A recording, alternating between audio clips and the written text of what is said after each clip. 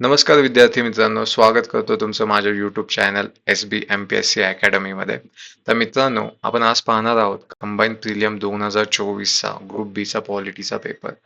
तर आजच्या सेशनमध्ये मी तुमचे फक्त प्रश्न आणि उत्तर नाही घेणार, तर त्यामध्ये तुम्हाला एक डिटेल ॲनालिसिस देणार आहे की एखादा ऑप्शन का चुकीचा आहे, तर याबद्दल पण मी तुम्हाला गाईड करणार आहे.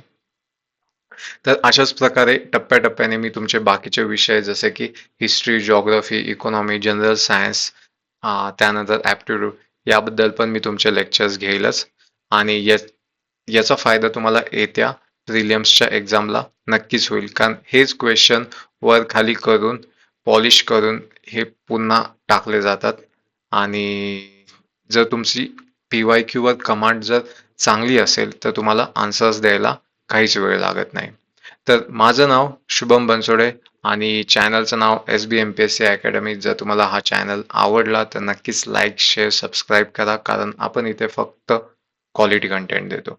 चला तर मग सुरू करूयात आपल्या मेन सेशनला. तर आपला पहिला प्रश्न आहे, भारतीय राज्यघटनेच्या कोणत्या अनुसूचीमध्ये प्रत्येक राज्य व केंद्रशासित प्रदेशासाठी राज्यसभेतील जागा वाटपाची तरतूद आहे? तर मित्रांनो, तुम्ही जर वाचलं असेल तर तुम्हाला एक गोष्ट समजेल की जेव्हा आपलं संविधान तयार झालं तेव्हा टोटल 8 अनुसूच्या होत्या. त्यानंतर कालांतरी त्यात ॲडिशन होऊन त्या 12 झाल्या. तर तर या अनुसूचींवर वारंवार हे प्रश्न येत असतात. तर यामध्ये ऑप्शन दिले आहेत: पहिली अनुसूची, दुसरी अनुसूची, तिसरी अनुसूची आणि चौथी अनुसूची. तर याचं बरोबर उत्तर आहे चौथी अनुसूची. तर याचं आपण डिटेल डिस्क्रिप्शन पाहणार आहोत. पहिल्या अनुसूचीमध्ये भारत संघातील राज्य आणि केंद्रशासित प्रदेशांची यादी, त्यांच्या संबंधित प्रादेशिक सीमांची माहिती दिली आहे. त्यानंतर दुसऱ्या अनुसूचीमध्ये वेतन आणि भत्ते यांच्याविषयी तरतूद आहेत. तर ते कोणाच्या रिलेटेड आहेत? तर त्यामध्ये राष्ट्रपती येतो, राज्यपाल, लोकसभेचे अध्यक्ष, उपाध्यक्ष, राज्यसभेचे अध्यक्ष, उपाध्यक्ष, राज्यांच्या विधानमंडळाचे अध्यक्ष, उपाध्यक्ष, सर्वोच्च न्यायालयाचे आणि उच्च न्यायालयाचे न्यायाधीश, त्यानंतर कॅग, हे सर्व दुसऱ्या अनुसूचीमध्ये येतात. त्यानंतर तिसऱ्या अनुसूचीमध्ये विविध पदांवर असलेल्या व्यक्तींनी घेतलेल्या शपथा आणि प्रतिज्ञांचे नमुने दिलेले आहेत. तर यामध्ये कोण कोण येतं? केंद्रीय मंत्री, संसद सदस्य, सर्वोच्च न्यायालयाचे न्यायाधीश, उच्च न्यायालयाचे न्यायाधीश, भारताचे नियंत्रक व महालेखा परीक्षक म्हणजे कॅग, तसेच राज्यमंत्री आणि राज्य विधिमंडळाचे सदस्य यांच्या शपथांचा समावेश आहे. तर यानंतर 5वी अनुसूची तुम्हाला माहिती पाहिजे, जी अनुसूचित क्षेत्र आणि प्रशासन यांच्या रिलेटेड आहे. त्यानंतर 6वी मध्ये आदिवासींबद्दल दिलेले आहे. त्यानंतर 7वी मध्ये तुमच्या 3 ज्या वेगवेगळ्या हे आहेत, सूची आहेत: संघ सूची, राज्य सूची आणि समवर्ती सूची. तर याबद्दल माहिती दिलेली आहे. 8व्या मध्ये तुमच्या भाषेच्या रिलेटेड आहे. त्यानंतर 9व्या मध्ये तुमचं लँड रिफॉर्म्सच्या रिलेटेड न्यायिक पुनर्विलोकन दिलेलं आहे. त्यानंतर 10व्या मध्ये तुमचं पक्षांतर विरोधी कायदा दिला आहे. त्यानंतर 11 मध्ये तुमचं ग्रामपंचायत किंवा पंचायत समिती रिलेटेड आहे. आणि त्यानंतर 12 मध्ये तुमचं महानगरपालिका, नगरपालिका याबद्दल अनुसूचित आहेत. तर हे या अनुसूचीचे तुम्हाला जोड्या लावायलाही प्रश्न विचारले जातात. आपण दुसरा प्रश्न पाहूया. कोणत्या घटना दुरुस्ती अन्वये ग्रामसभेला सांविधानिक दर्जा प्राप्त झाला? तर अतिशय सोपा प्रश्न आहे. आणि सगळ्यात फेमस घटना दुरुस्ती म्हणजे 73वी घटना दुरुस्ती. आणि ऑब्विसली जर यामध्ये जर तुम्हाला विचारलं की महानगरपालिकेच्या, नगरपालिकेच्या रिलेटेड, तर ती 74वी घटना दुरुस्ती येते. त्यानंतर 61वी घटना दुरुस्तीची आहे, ती वोटिंगच्या रिलेटेड आहे, ज्यामध्ये वय 21 वरून 18 वर करण्यात आलं. आणि 71वी घटना दुरुस्ती ही भाषेच्या रिलेटेड आहे. तर याचं स्पष्टीकरण आपण पाहूयात. तर 71वी घटना दुरुस्ती कोकणी, मणिपुरी, नेपाळी या 3 भाषांचा समावेश यामध्ये करण्यात आला. आणि 61वी मध्ये 61वी बद्दल मी तुम्हाला स्पेसिफिक सांगतो की 1989 साली 1989 पर्यंत आपला जो भारताचा निर्वाचन आयोग जो होता, निवडणूक आयोग, हा एक सदस्यीय होता. या घटना दुरुस्तीनंतर हा बहुसदस्यीय झाला, परंतु तो पुन्हा कालांतराने एक सदस्यीय झाला आणि 1993 साली तो पुन्हा बहुसदस्यीय करण्यात आला. तर यावरही MPSCने प्रश्न विचारला आहे की तो कोणत्या वर्षी बहुसदस्यीय करण्यात आलाय, तर याचे वर्ष आपल्याला माहिती पाहिजे. 1989 आणि 1993. त्यानंतर 71वी घटनादुरुस्तीबद्दल सांगितलं. 74वी घटनादुरुस्तीबद्दल सांगायचं झालं तर ही घटनादुरुस्ती 1 जून 1993 साली लागू करण्यात आली आणि 73वी घटनादुरुस्ती रिलेटेड सांगायचं झालं तर हिची सुरुवात 24 एप्रिल जो की पंचायत राज दिवस म्हणून पण ओळखला जातो 1993 पासून सुरू झाली. तर मध्य प्रदेश हे पहिलं राज्य होतं जे 73व्या घटनादुरुस्तीने म्हणजे सुरू झालं. तर प्रश्न क्रमांक 3 आहे, भारतीय संसदेबाबत खालीलपैकी कोणती विधाने बरोबर आहेत? तर विधान 1 आहे, स्वातंत्र्यानंतरची तात्पुरती संसद ही एकसदनी होती. त्यानंतर ब आहे, राज्यसभा सदस्यांचा कार्यकाळ हा अमेरिकन सिनेटच्या सदस्यांप्रमाणे आहे. तर ऑप्शन फक्त फक्त ब, आणि ब दोन्ही वरीलपैकी कोणतेही नाही. तर याचं उत्तर आहे की दोन्ही विधाने बरोबर आहेत, कारण स्वातंत्र्यानंतर तात्पुरती संसद ही एकसदनीच होती, कारण की राज्यसभेची स्थापना ही 1952 साली झाली आणि दुसरं विधानही बरोबर आहे की त्यांचा कार्यकाळ हा अमेरिकनच्या सिनेटच्या सदस्यांप्रमाणेच होता. तर स्पष्टीकरण आपण इथे दिले, तर तुम्ही हे वाचू शकता. राज्यसभेची स्थापना 1952, त्यानंतर राज्यसभेच्या सदस्यांचा कार्यकाळ हा 6 वर्षांचा असतो. दर 2 वर्षांनी 1/3 सदस्य निवृत्त होतात. यामुळे ती कधीही विसर्जित होत नाही, ती स्थायी आहे. लोकसभेचं उलट आहे, ती अस्थायी आहे. जर तिथं बहुमत मंत्रिमंडळाने गमावलं तर तिथे सत्तेची कायापालट होऊ शकतो. पण राज्यसभा कधीच विसर्जित होत नाही, ती स्थायी सभागृह आहे. तर पुढचा प्रश्न पाहूयात. राज्यघटनेतील कोणत्या अनुच्छेदात पंचायत राज्यांशी संबंधित असलेल्या जिल्हा, पंचायत, ग्रामसभा, मध्यस्थ गाव इत्यादी शब्दांच्या व्याख्या दिलेल्या आहेत? तर हा एक एकदम सोपा क्वेश्चन. याचं उत्तर अनुच्छेद 243, अनुच्छेद 244, 245, 242. बरोबर उत्तर आहे 243. तर 243 बद्दल जर डिटेलमध्ये तुम्हाला सांगायचं झालं तर 243 पासून 243 पर्यंत ज्या आर्टिकल्स आहेत ते पंचायत समितीच्या रिलेटेड आहेत. त्यानंतर पी नंतर जे चालू होतात ZG पर्यंत, 243 ZG पर्यंत ते नगरपालिका आणि महानगरपालिकेच्या रिलेटेड आहेत. तर अनुच्छेद 243 मध्ये काय दिलंय? अनुसूचित क्षेत्रे आणि आदिवासी क्षेत्रांच्या प्रशासनाशी संबंधित आहे. त्यानंतर अनुच्छेद 245 काय सांगतं? संसद आणि राज्यांच्या विधिमंडळांना कायदे बनवण्याच्या अधिकारांशी संबंधित आहे. तो संसद आणि राज्य विधिमंडळांना त्यांच्या संबंधित अधिकार क्षेत्रात कायदे बनवायचे अधिकार देतो. आणि 242 तर अनुच्छेद संविधानातून वगळण्यात आले. तर 244 बद्दल सांगायचं झालं तर हा तुमचा केंद्र राज्य संबंध या प्रकरणातील हा आर्टिकल आहे. तर तो एक आपल्याला कंबाईनच्या दृष्टिकोनातून एक महत्वाचा टॉपिक आहे जो तुम्हाला मेन्सलाही विचारला जातो. तर पुढचा प्रश्न पाहूयात. खालील विधाने लक्षात घ्या. सध्या भारतीय राज्यघटनेच्या 8व्या परिशिष्टामध्ये 22 भाषा नमूद केल्या आहेत. त्यानंतर बी मध्ये दिलंय त्यापैकी कोकणी आणि नेपाळी या भाषांचा समावेश 92वी घटनादुरुस्ती अधिनियम 2003 नुसार करण्यात आलाय. वरीलपैकी कोणते विधान योग्य आहेत? फक्त ब आणि ब दोन्ही वरीलपैकी कोणतेही नाही. तर यामध्ये विधान अ बरोबर आहे, ज्यामध्ये टोटल भाषा 22 आहेत. जेव्हा आपला भारत स्वतंत्र झाला तेव्हा यामध्ये 14 भाषा होत्या. कालांतराने त्यामध्ये ॲडिशन होऊन 8 भाषांचा समावेश अधिक झाला. आणि तर यामध्ये 3 घटनादुरुस्ती महत्वाच्या आहेत. पहिली म्हणजे 21वी घटनादुरुस्ती, ज्यामध्ये सिंधी ही भाषा ऍड करण्यात आली. त्यानंतर 71वी घटनादुरुस्ती, ज्यामध्ये कोकणी, नेपाळी, मणिपुरी या भाषा ऍड करण्यात आला. आणि त्यानंतर 92वी घटनादुरुस्ती, ज्यामध्ये बोडो, डोंगरी, मैथिली, संथाली या भाषा ऍड करण्यात आल्या. तर हे त्याचं स्पष्टीकरण इथं तुम्ही वाचू शकता. तर पुढचा प्रश्न आपण घेऊयात.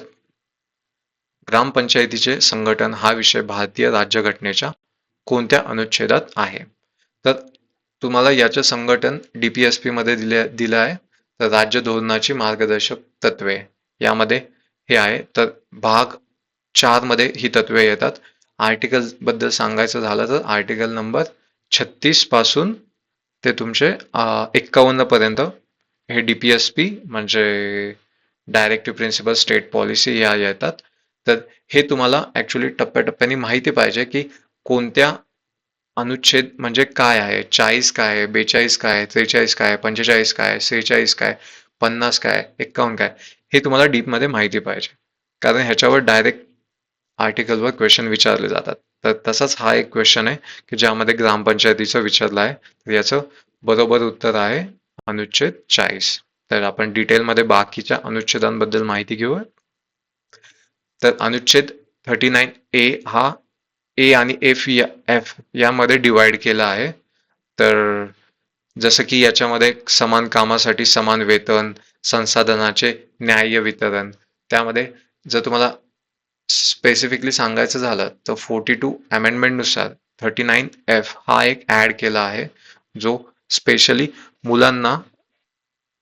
मुलांच्या रिलेटेड आहे की मुलांना निरोगी विकासाच्या संधी आणि सुविधा उपलब्ध करून देणे.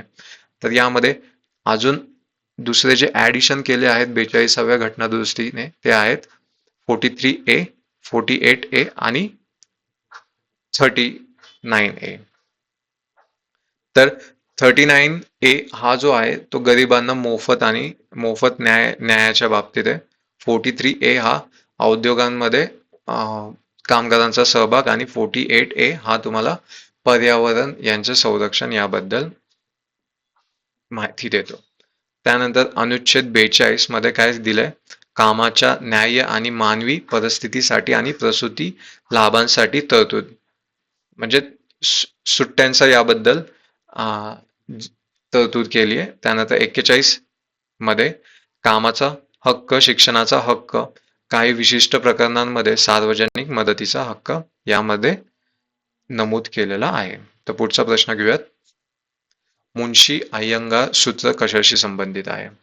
तर हा प्रश्न लॉजिकली तुम्ही सोडवू शकता, ज्यामध्ये ऑप्शन 1 तुम्हाला दिले आहे क समस्या, सांप्रदायिक समस्या, भाषा समस्या आणि वरीलपैकी नाही. तर क समस्या मध्ये वेगळी लोक किंवा वेगळ्या समित्या इन्क्लूड आहेत, जसं की विजय केळकर समिती, त्यानंतर राजा चेलया समिती, रेखी समिती या क च्या रिलेटेड आहेत. सांप्रदायिक समस्यांमध्ये पण हे येत नाही. तर हे जे येतं हे सूत्र हे भाषा समस्येच्या रिलेटेड आहे. तर याचं डिटेल स्पष्टीकरण बघा. तर या सूत्राने काय सांगितलं की हिंदी ही संघ राज्याची अधिकृत भाषा असेल पण ती राष्ट्रभाषा नसेल. देवनागरी लिपीतील हिंदी ही अधिकृत भाषा मानली जाईल. संविधानाच्या अंमलबजावणीपासून 15 वर्षाच्या कालावधीसाठी इंग्रजी भाषा सर्व अधिकृत कामांसाठी वापरली जाईल. राज्यांना त्यांच्या स्वतःच्या अधिकृत भाषा निवडीची मुभा देण्यात आली. या सूत्रामुळेच संविधानाच्या भाग 17 मधील अनुच्छेद 343 ते 351 हे भाषांशी संबंधित तरतूद तयार झाल्या. तर यामध्ये महत्वाचं तुम्हाला हे की भाषांच्या तरतुदी कोणत्या आर्टिकल मध्ये आहेत, जसे की अनुच्छेद 343 ते 351 आणि भाग आहे 17. नेक्स्ट क्वेश्चनला आपण जाऊयात. भारतीय संविधानात खालील अनुच्छेदानुसार कोणत्या अनुच्छेदानुसार निर्वाचन आयोगाची तरतूद आहे? तर आर्टिकल विचारलंय इलेक्शन कमिशनचं. तर हा पण सिंपल आहे. ह्याचं उत्तर आहे अनुच्छेद 324. तर आपण बघूयात 368 जो आहे तो अमेंडमेंटच्या रिलेटेड आहे, घटना दुरुस्तीच्या रिलेटेड आहे. त्यानंतर 256 जो आहे तो केंद्र राज्य प्रशासकीय संबंधांशी संबंधित आहे, ज्यामध्ये राज्यांवर केंद्राच्या कायद्यांचे पालन करण्याची जबाबदारी असते. हा केंद्र राज्य संबंधांमधला टॉपिक आहे. त्यानंतर अनुच्छेद 150 हा कॅगच्या रिलेटेड आहे, तर कॅगच्या रिलेटेड तुम्हाला माहिती पाहिजे की 148 ते 151 हे त्याच्या रिलेटेड आर्टिकल आहे. राष्ट्रपती निवड करतो कॅगची. त्यानंतर कॅगचे ज्या काय म्हणतात रेकमेंडेशन असतात त्या कंपल्शन नसतात, त्या फक्त सूचना टाईप असतात. त्या फॉलो करायच्या नाही करायच्या हे म्हणजे मंत्रिमंडळावर बंधन नाहीये. त्यानंतर कॅग हा 6 वर्ष ते 65 वर्ष ही त्याची कार्याची लिमिट आहे. आणि अजून कॅग बद्दल सांगायचं झालं तर आपण अजून काय सांगू शकतो, आणि तो कॅग जो रिपोर्ट देतो तो राष्ट्रपतींना देतो. ओके. तर नेक्स्ट क्वेश्चन, भारतातील पहिल्या महिला मुख्य निर्वाचन आयुक्त कोण होत्या? तर याचं सरळ स्ट्रेट ऑप्शन आहे V.S. रमादेवी. तर मी तुम्हाला एक क्वेश्चन विचारतो की भारतातील पहिले मुख्य निर्वाचन आयुक्त कोण होते? तर याचं उत्तर तुम्ही मला कमेंट सेक्शन मध्ये द्या. नेक्स्ट क्वेश्चन, भारतीय राज्यघटनेतील कोणते अनुच्छेद राज्य विधिमंडळाशी संबंधित आहे? तर हा पण एक लॉजिकल क्वेश्चन होता, इलिमिनेशन तुम्ही आरामात करू शकत होता.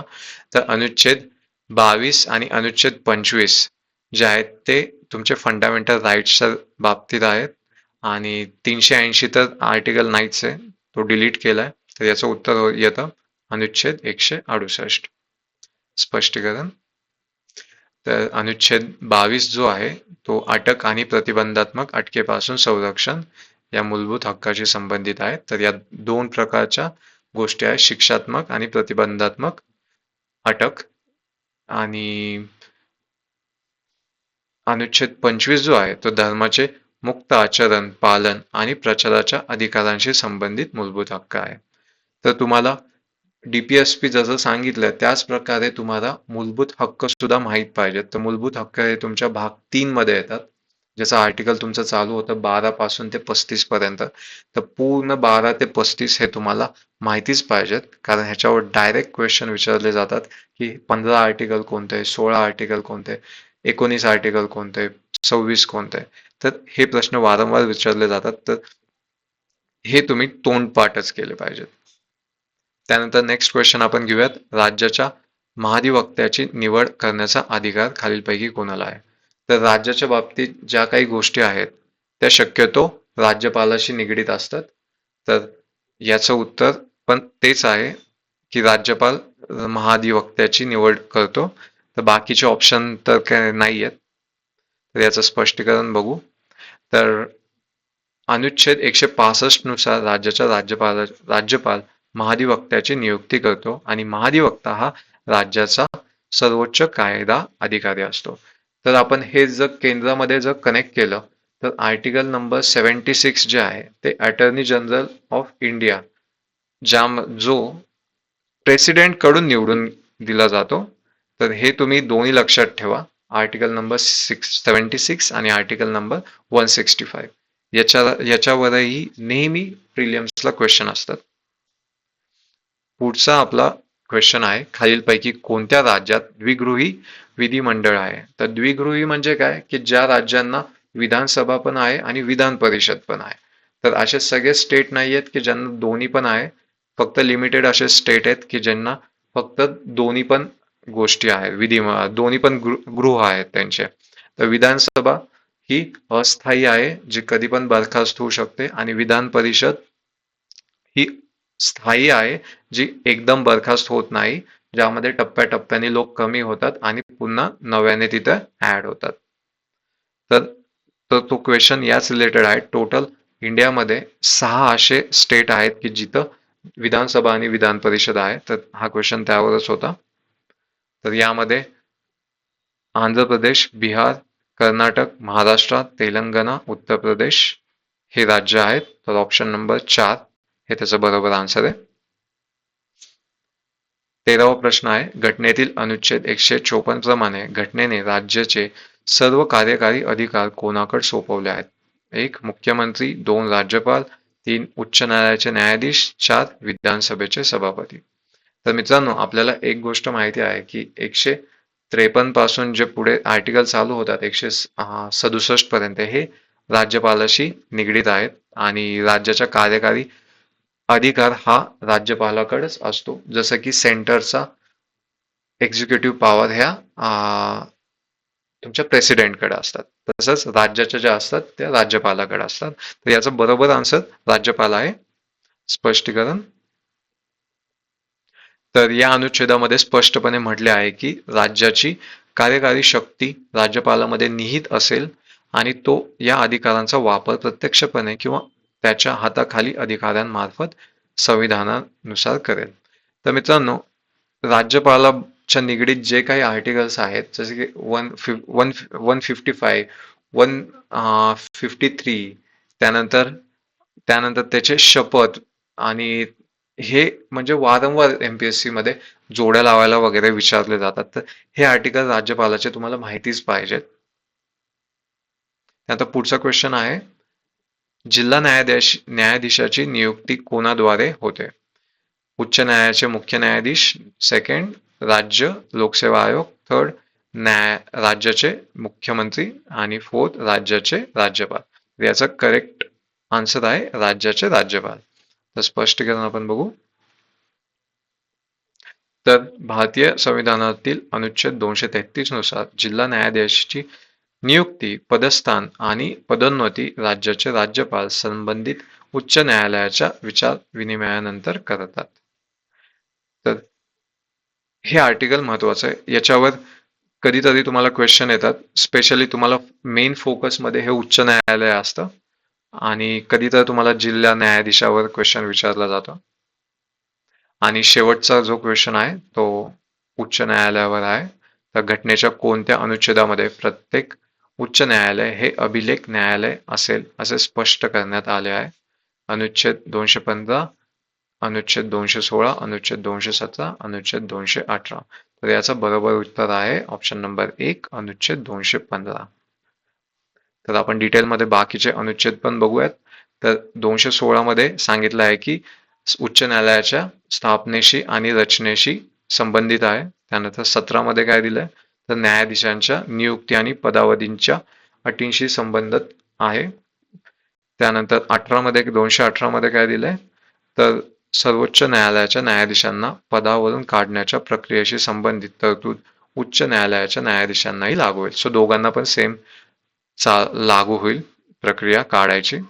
तर अशा प्रकारे आपण पूर्ण म्हणजे 15 क्वेश्चनचं ॲनालिसिस डिटेलमध्ये पाहिलं.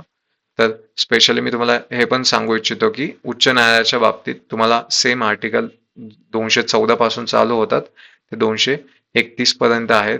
तर हे तुम्हाला आर्टिकल माहिती पाहिजेत की डीप मध्ये की लाईक अभिलेख कुठे आहे, त्यानंतर त्याचे काही विशेष अधिकार आहेत उच्च न्यायालयाचे ते तुम्हाला माहिती पाहिजे. त्यानंतर उच्च न्यायालयाची संख्या कोण ठरवतं, त्यांची नियुक्ती कोण करतं, हे क्वेश्चनही, कारण की बऱ्याच वेळा मुलं राज्यपाल लिहून येतात पण राज्यपाल त्याचा आन्सर नसतात. त्याची नियुक्ती ही राष्ट्रपती मार्फत केली जाते. तर अशा छोट्या छोट्या मिस्टेक आणि इथेच एमपीएससी ऍक्च्युली तुम्हाला फसवायचा काम करत असते. तर अशा प्रकारे आपण ह्या आजचं सेशन एंड करूयात. जर तुम्हाला आवडलं असेल तर नक्की लाईक करा आणि पुढच्या सब्जेक्टसाठी नक्कीच स्टे ट्यून राहा. थँक्यू.